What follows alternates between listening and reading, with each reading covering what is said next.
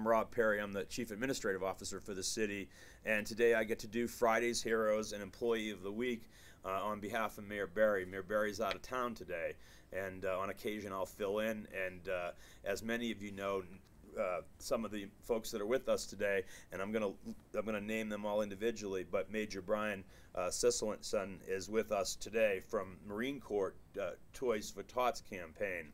And it's a good time to do this particular Friday's Heroes and Employee of the Week that's combined, because it's a really, really touching and great story.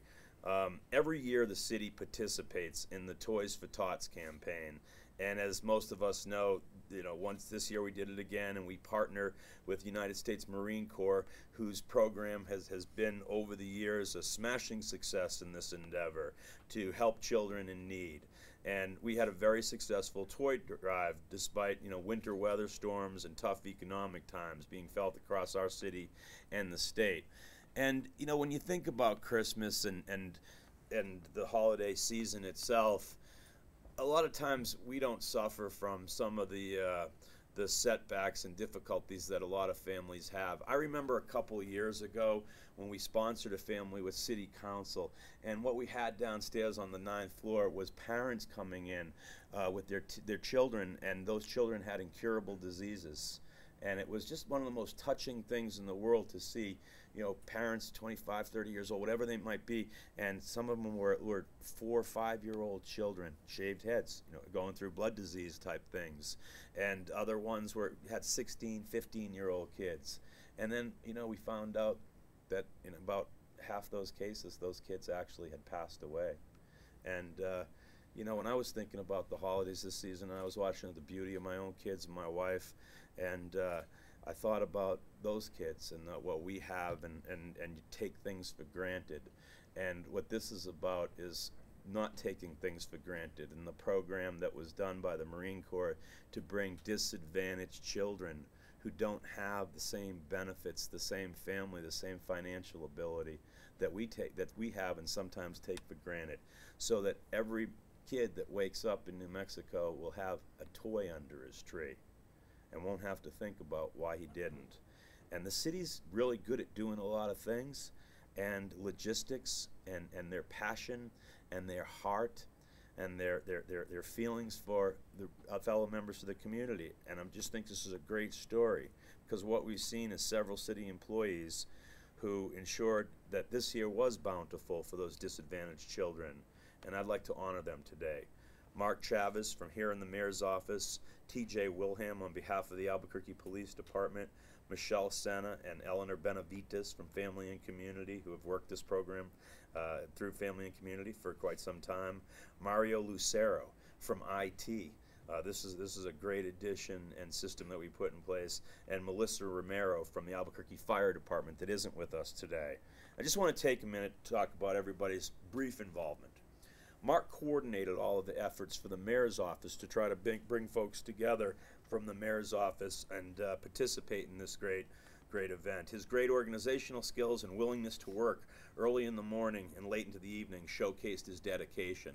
I remember, I think it was probably the week before Christmas, when I came in one Monday morning. It was the last collection day, and you were out at 5 a.m. That morning.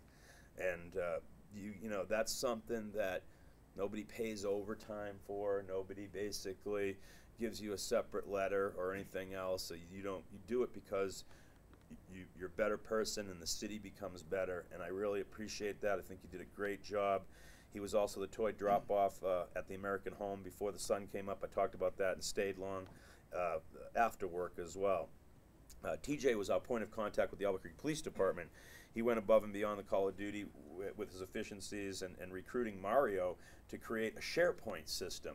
I mean, IT now kind of comes into the process, where we're working with our partners at Albuquerque Fire Department and the Sheriff's Office to streamline the toy collection process and ensure that everyone had the technology necessary to do their jobs, and that every entourage that needs to be met for pickup and things like that, we're all slated and logistically accounted for, and that's a lot of brain power, Mario, that really is to try to bring your skills and specialty and expertise to this type of endeavor.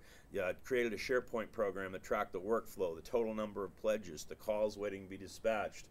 You guys are pretty good at logistics in the Marine Corps. That was fairly impressed. Very impressed. Yeah, Absolutely. good deal, Mage. And Melissa Romero from the Albuquerque Fire Department, who isn't able to be with us. She has a cold.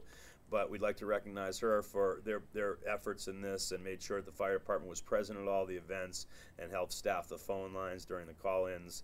And Eleanor and Michelle, they oversaw the entire registration process on behalf of family and community, and the registration process for Toys and Tots, which includes working with the Marine Corps very closely, of course, and coordinating how many toys are needed in registering more than 8,000 individuals in need. That's 8,000 families. And I know there's a lot of time and energy that went into that, and it goes into making that collaboration work. Can't thank you enough for those contributions. And there's thousands of children in New Mexico who had a present under their tree this year. Project's really important to deliver anything less than a stellar performance. And on the grading scale, you were 100 for a possible 100 points, all of you all. It wouldn't have been possible without your efforts and your great commitment. Thanks and congratulations to all these employees. Can we give them a hand? And we have some Employee of the Week and also medals. Would Major help me give these out? Okay. I sure do. Yep. One for everyone? All right. Okay.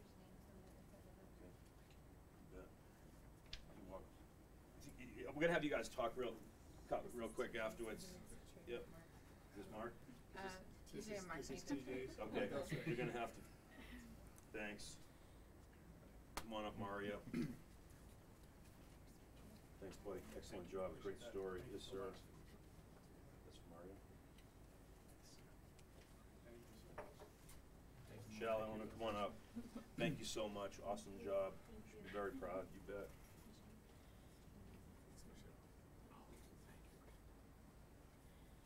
Thanks, Eleanor. Thank you. Yep, you betcha. Thanks to great work. It's a great story.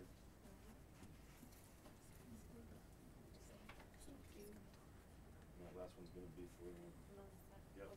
Yep. Mitch, you want to say a couple words? Sure. I'd love to hear from you. And if you guys can maybe designate someone to talk on your behalf, whoever that might be, Mark, can we coordinate it over there while Major's giving some comments? Great.